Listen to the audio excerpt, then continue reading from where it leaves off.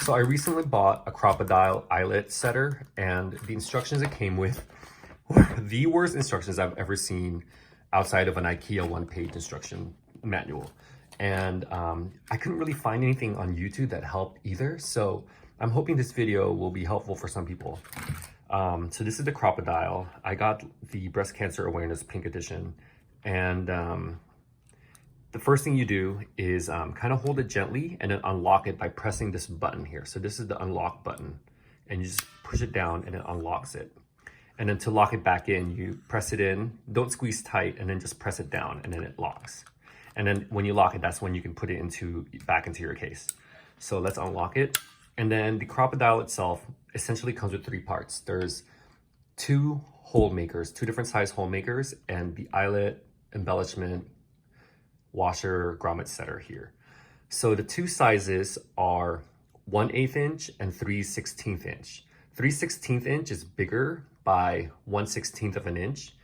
And so I myself put washi tape here to denote that this is where the bigger hole is, because that's the one I want to use more. Because the case itself actually comes with 100 eyelets, and they're all 3/16 eyelets. So this one, the smaller one, would be good to use with like these types of brads maybe, and if you bought smaller eyelets. So this is perfect for that, so the paper doesn't, and I'll show you that too later. So the first thing you want to do is I personally just move it all the way to the edge. That just kind of helps you set to where the hole should be placed on the product that you want to do. But I think you can just eyeball it and just do it like that. So the first thing we want to do is create the hole, and then I'll show you the eyelet after. So let's create the hole here. Let's say I want to do this cardboard stock, this manila folder cardboard stock, and attach 2 pieces together. So the first thing I want to do is just create an eye hole. And the blade pushes outwards. So sometimes it snags a little bit. So the back of your product is where you want to face outwards when you're pressing in. So say this is the back of my paper that I want to present to somebody. So I would actually place it this way. But if this was the front, then I would actually flip it this way, because sometimes it snags, sometimes it doesn't, and you just don't know when it will or not. Like that was fine, but you can kind of see it pushes out a little bit on this side, whereas this side is a very, very clean circle. So let's designate this the front, the top on the front. So shake out the circle that you cut out. So these are the eyelets. It comes with 4 different styles of eyelets, like brass, black, silver, and white. And this, here, let me show you. This is this flat part. That's the top or the front of the eyelet. That's what you want to present to the world. And this tube part in the back is the claw that will get smushed by the Crop-A-Dile to catch onto the item and create sort of like this bear claw that like grapples onto the paper or cloth or whatever you're using. So now let's show you the Crop-A-Dile and where it goes. So this has 2 cubes. There's A, B, C, D, and then 1 and 2. For the most part, for most people who use these and just want to create eyelet holes, like reinforced holes, you only need to worry about using A, which looks like this because it's 3/16 inches, whereas B or C is 1/8, so it's smaller. That's for smaller eyelets. And you just press it in. And then the back side, oh my God, I was too zealous with my pushing. So this side is the base part. So this is where you would put the, what the hell did I just do? I guess I can put it in sideways. Yeah, there. Okay, so this side is where you put the base side. So that's the side where you would put the tube side, and then this poking out part is where you would put the top part. So the way I would do it is figure out where your top and bottom is, because this is kind of like the rougher edge. This is the rougher edge. I will put the top here, and this is the front of the product that I'm putting the eyelet in. And so you kind of stick it in, And then you take the part that sticks out and you just place it right over it. You see that? So that it kind of holds it in place. And then you move your finger out of the way and then just like press fast and firmly. And then you create the eyelet. There it is. So as you can see the back, the tube portion started to fan out from the pressure and now is grappling onto the paper so that it's stuck on basically.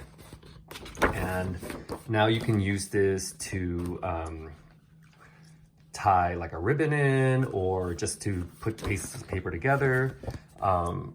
And it also I just want to show you how it works on like regular paper. This is like junk mail.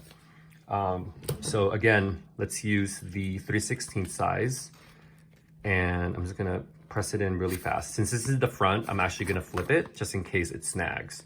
So let's do that. And you see it's a little like snag, which is fine because the eyelet covers it, but sometimes it's not okay. So here I'm gonna use the black one. Again, this is the donut portion is the top. So that's where you wanna press it in. And then the tube portion is the back. And the donut portion that's the top, that's where this nubbin portion goes to. You love these technical names. And then once you have it in, then you move your finger out of the way and then you just press firmly fast. And there it is. Again, it's like bear clawing out to grapple on. And I think it's pretty forgiving. So if you are hesitant the first time and you kind of just press it a little bit and it's not all the way through, just redo it. Just put it back in the hole, line it up. Sorry, this way, line it up, and then press it and it'll tighten it. But I think you don't really need to tighten it that much. So the last thing I want to do is show you. So I created these like circle cutouts, and I just want to turn it into like, I don't know, like some sort of padded paper, right? So let's make sure that they're all on the edge, and they're not.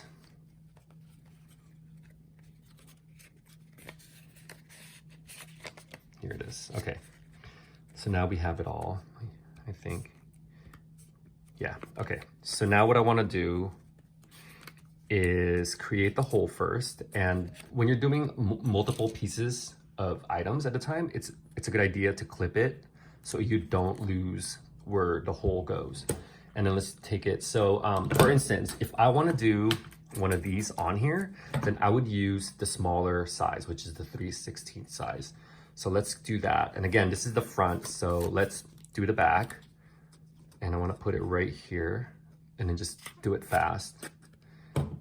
And there it is. You see how it kind of stays? That's what I'm talking about. So now let's get one of these brads and stick it in. The reason you want to use a smaller one is because if you use the bigger hole, then the paper can shift from side to side. Whereas with a smaller one, it's about the size of what the brad is, and it'll hold in place better that way. So now we have this, and you can twirl it around if you want like that, and it creates kind of like a cute little mini pad for journaling or art or whatever. But now if I want to turn this into an eyelet, I can actually still do that. So first let's, because the 3/16 hole is actually smaller than the 1/8 hole, we can just go over it with this. So again, clip it, and then let's go to the back again, and then let's just kind of align it using the hole. You see how you can kind of see it in the hole where it should be, and then just center that, and then just go really fast, and there it is.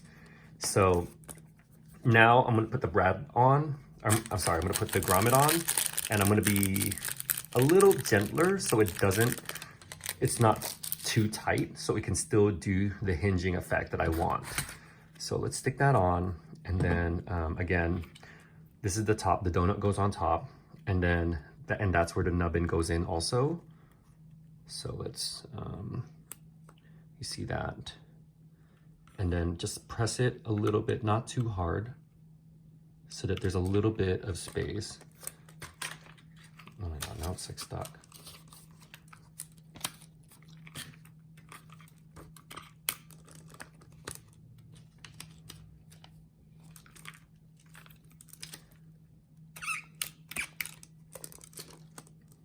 think I locked it. Okay, yeah, that's what it was.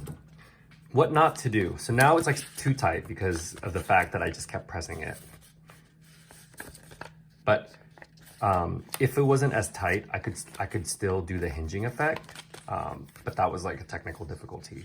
So anyway, hopefully this helped you, my accident prone video, to figure out how to use a Crop-A-Dile, because these are actually really cool tools and can help you with a lot of different projects. So yeah, thanks. Bye.